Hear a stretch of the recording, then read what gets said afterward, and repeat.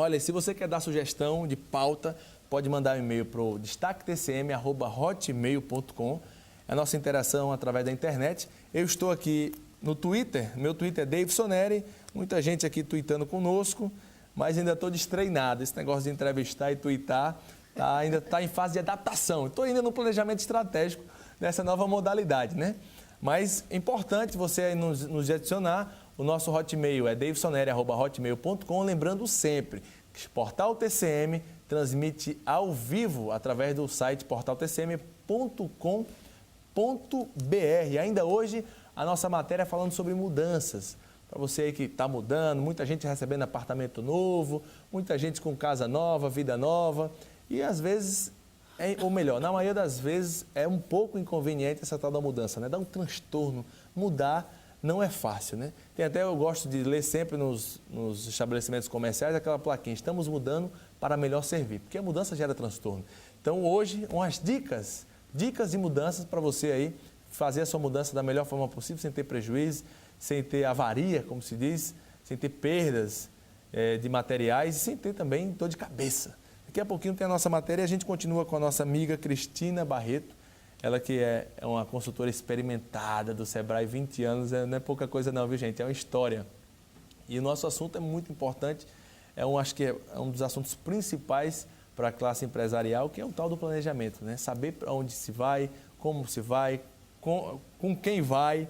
É o nosso planejamento na ponta do lápis para você visualizar esse cenário, fortalecer a sustentabilidade e ter um crescimento, fazendo aí esse planejamento a curto, médio e longo prazo. Mas, Cristina, exatamente o que é um planejamento estratégico? É a alma do negócio. Porque o planejamento, ele vai permitir que você defina aonde você quer chegar como empresa, a curto, médio e longo prazo, que você defina a missão da empresa, envolvendo toda a equipe de colaboradores, treinando dentro dessa visão para chegar onde foi estabelecido e elaborando diagnósticos, tanto do mercado externo, onde a sua empresa está inserida, como nos quatro setores mais importantes da organização, que é RH, marketing, o operacional e a parte de organizacional da empresa, né? O financeiro, que também é a alma do negócio, né? Então, quando você vai planejando, faz o planejamento macro e você define nessas 4 áreas e você monitora, você tem condições de avaliar, ou melhor, de enfrentar as adversidades externas. Concorrência, as ameaças, né? Concorrências, produtos substitutos, o que o Porter chama dos novos entrantes, todas as ameaças que a empresa está inserida no segmento. Parece muito simples, mas a maioria das empresas não tem a definição da missão e da visão, né? Como se define bem uma missão e a visão de uma empresa? Então, você precisa, a visão é aonde você quer chegar. E a missão é como você vai chegar. A missão leva você a atingir a visão. Então, é o passo a passo, a missão. A missão, no caso, a missão de uma construtora é proporcionar moradia. Com bem-estar, com preço compatível com aquele nicho de clientes que está sendo definido, né? E a visão, por exemplo, é ser a maior construtora do nível de apartamentos top na cidade. Isso. De empreendimentos de alto padrão. Exatamente. E é importante... Ou eu quero só trabalhar com classe A, alto padrão.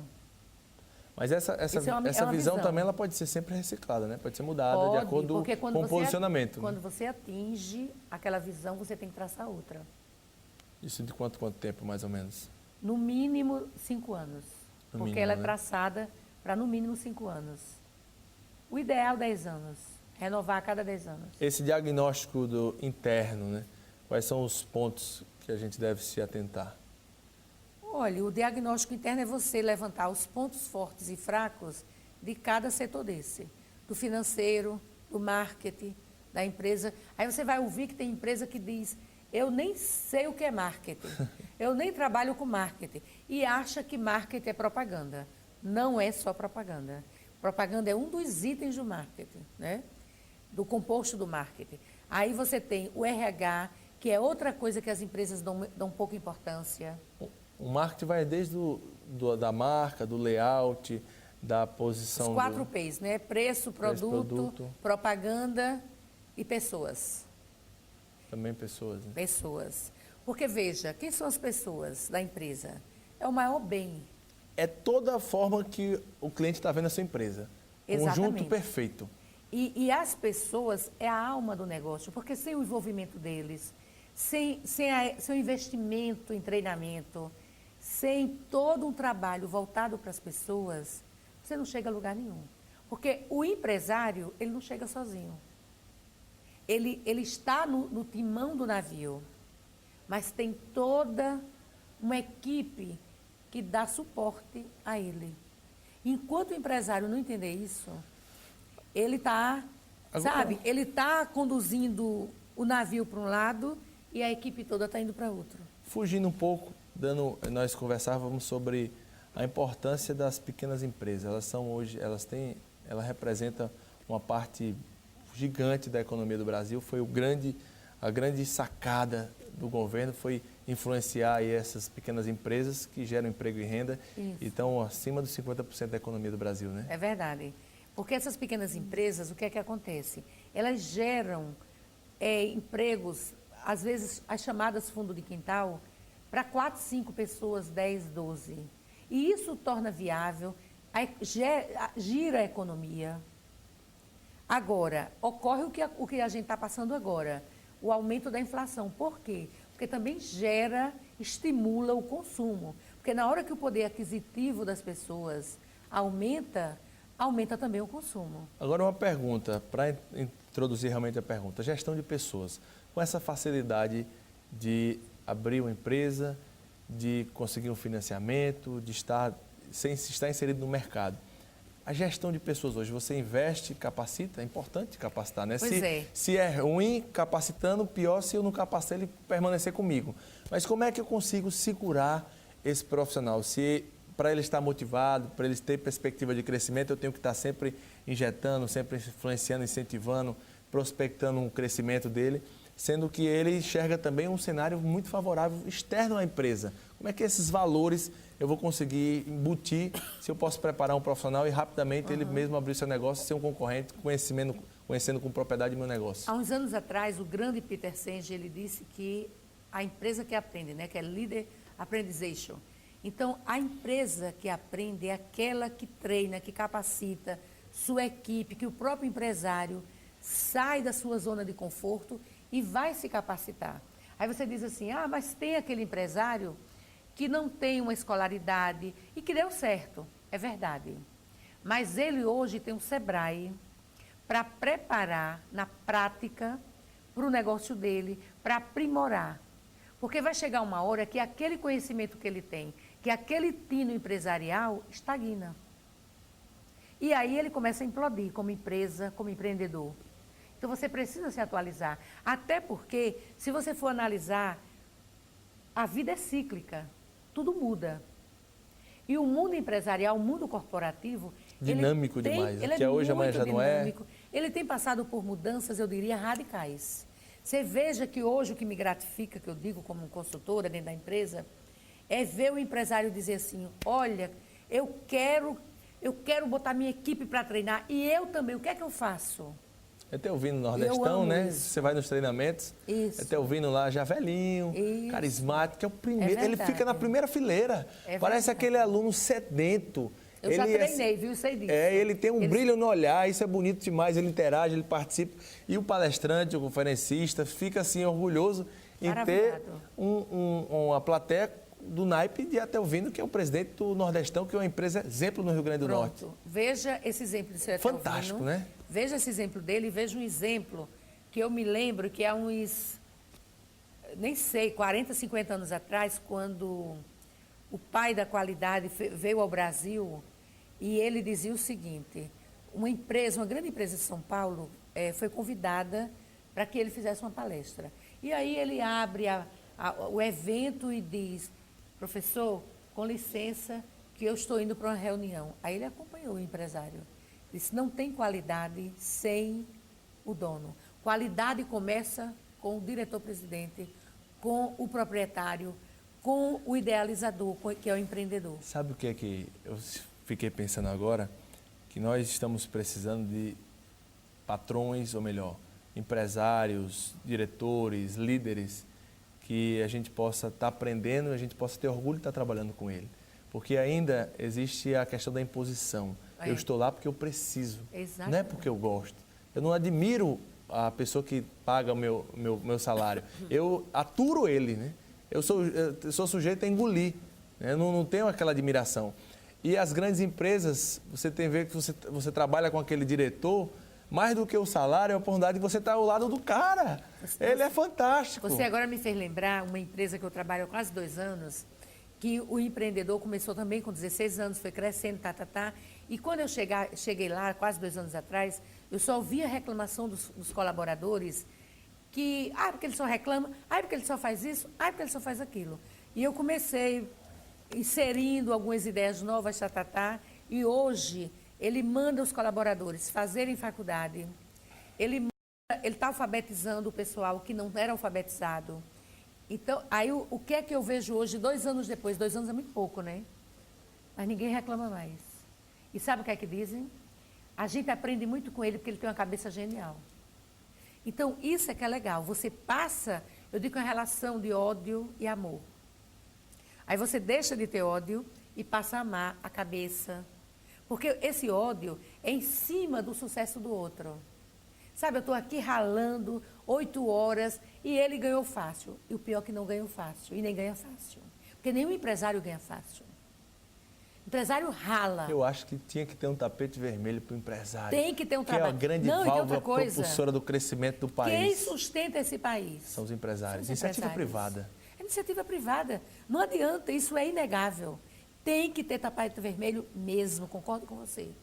E nós Mas que tem trabalhamos... imagem marginalizada, né? Nós que trabalhamos com a empresa, a gente tem que aplaudir. Porque são eles que fazem diferença, são eles que geram emprego. Quantas famílias cada empresário sustenta?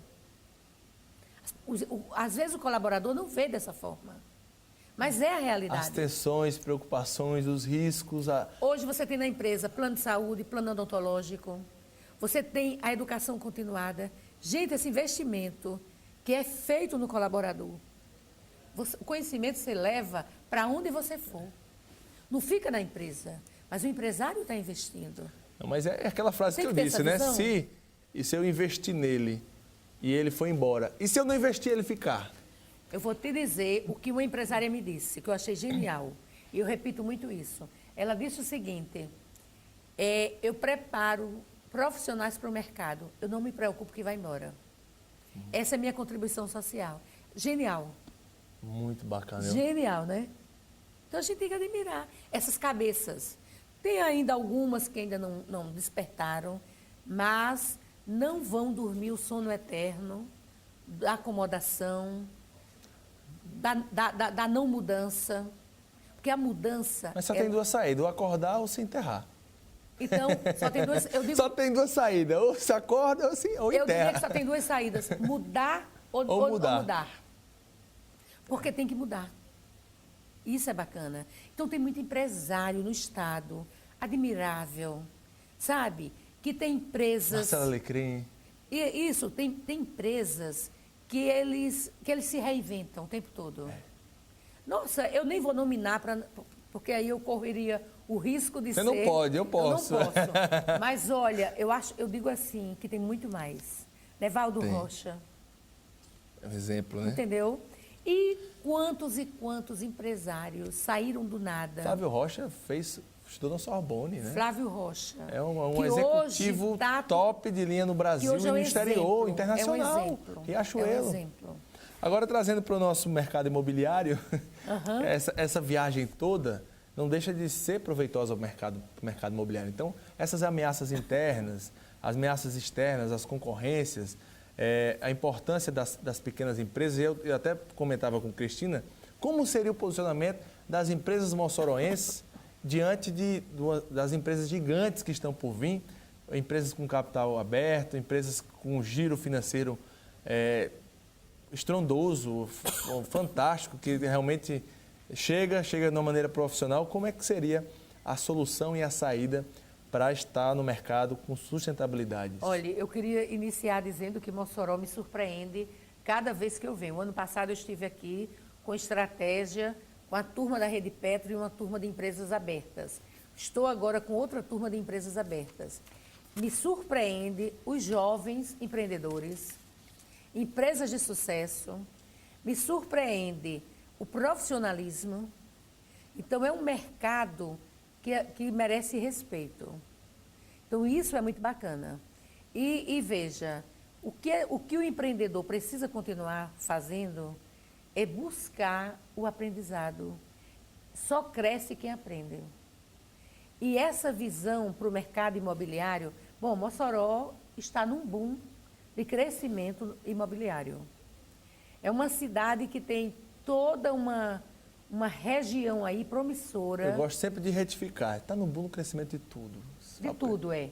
Porque imobiliário, todo mundo fica com olhar o imobiliário, mas o imobiliário é consequência dos demais, né? O imobiliário, exatamente, eu ia corrigir agora. O imobiliário é consequência do demais crescimento em outros segmentos. Fica só evidência imobiliária. Agora veja, o imobiliário é o sinalizador de que a cidade está crescendo. Crescimento aí, investimento de 370 milhões. Entendeu? Foi inaugurado agora em Baraúna. Porque na hora que está crescendo, que o poder de compra aumenta, as pessoas também querem ter qualidade de vida e morar melhor.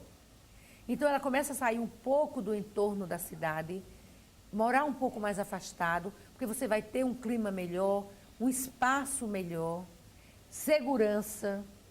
Então, tudo isso acontece em consequência do crescimento, da profissionalização da cidade, da visão do moçoroense que está mudando. E isso é muito bom. Até porque, como segunda cidade do estado, ela já se diz para que veio. Verdade, Cristina. E está numa área muito estratégica. Estratégica também. Está numa área estratégica. Foi muito bom bater o papo com você. Por mim, eu iria aqui até meia-noite, viu, Cristina? A gente se empolga, né? E vai falando. E olha, eu não sei nada da pauta, viu? Está na primeira pergunta ainda. Olha só. E agora? Vamos marcar de novo, gente. Outro dia, gente. Obrigado pela sua presença aqui. Foi de grande valia, satisfação imensa. O que eu gostaria de encontrar é o brilho dos seus olhos nos olhos dos empresários, porque é triste a gente encontrar a maioria dos empresários cabisbaixo, né? Então. Cansado, fadado, estressado, totalmente com o futuro obscuro, porque não está planejado. E assim eu já me encontrei e me encontro em diversas situações. Então é com autoridade que eu estou dizendo, porque não está bem definido. Então o futuro é incerto, é claro, mas sem planejamento é muito pior. Veja, eu desejo um brilho no olhar da classe empresarial de Mossoró. Esse brilho é gostar do que faz e ver o resultado quando a gente entra numa empresa, que vê o empresário cabisbaixo, que você trabalha com ele, com toda a equipe, e você vê a mudança comportamental. E para depois você ver a mudança organizacional. Isso, eu digo que esse é o meu maior prazer. E esse prazer, eu digo que eu ainda ganho para ter prazer. E ver o resultado. Tá bom, Cristina, muito obrigado. Até o próximo encontro, se Deus quiser, tá bom? Vamos agora no breve intervalo comercial. Na sequência eu trago uma matéria esperta falando sobre mudança. Não sai daí não, é rapidinho.